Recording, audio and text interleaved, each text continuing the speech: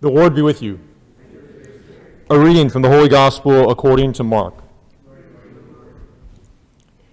Jesus left the district of Tyre and went by way to Sidon to the Sea of Galilee into the district of the Decapolis. And people brought to him a deaf man who had a speech impediment and begged him to lay his hand on him.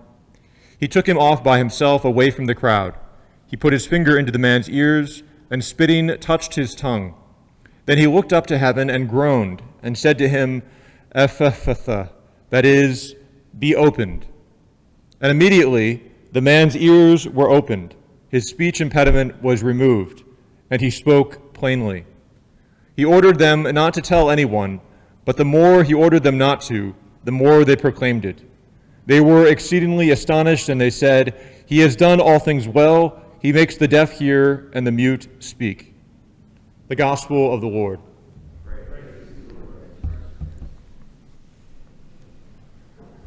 One of my favorite church fathers, Gregory Nazianzen, has a little line that I often ponder, that Jesus Christ is truly God and truly man, and so he does human things divinely and divine things humanly. So you can think of the way he would walk on water. He does something very human, he walks, but he does it in a divine way. He walks on water.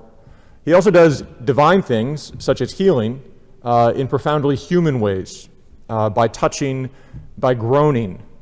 And this is what we hear in the gospel today, that Jesus touches this man in his ears, groans to heaven, says a word that is difficult to pronounce, and his ears are immediately opened.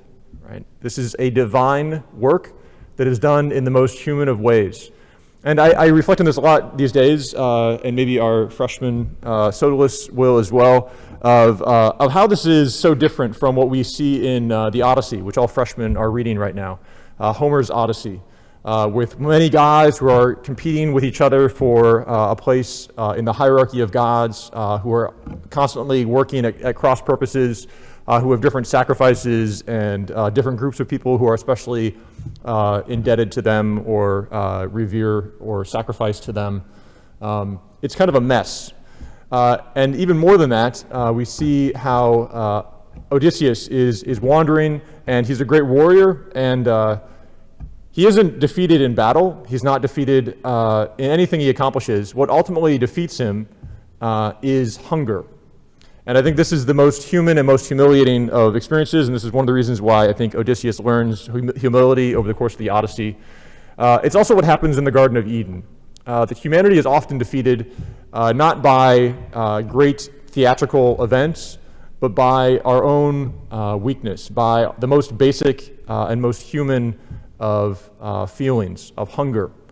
This is what happens in the first reading from the book of Genesis, when Adam and Eve eat of the fruit of the tree of the knowledge of good and evil.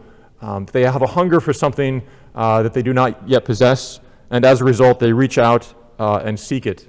We find this act now reversed by our receiving the Eucharist, of this food that we receive today, that heals the longing for heaven within us by bringing heaven into our midst, by bringing the divine work of God into the most human of meals of bread. And we receive it as our Lord in the Eucharist. The invitation for us today is to recognize that we are all deaf, we are all mute, we all struggle to communicate the truth of God. Many times we do this badly. Many times we do this in a way that causes suffering for other people, or perhaps even the death of our Lord. However, the invitation is for us to constantly speak the truth of this divine human, of this human divinity who has come into our midst, Jesus Christ, and offers to open our minds, to open our ears to hear his word, to open our lips so that we can speak his praise, and in a special way today perhaps to reflect on how Mary does this best of all. Mary is our model, our mother.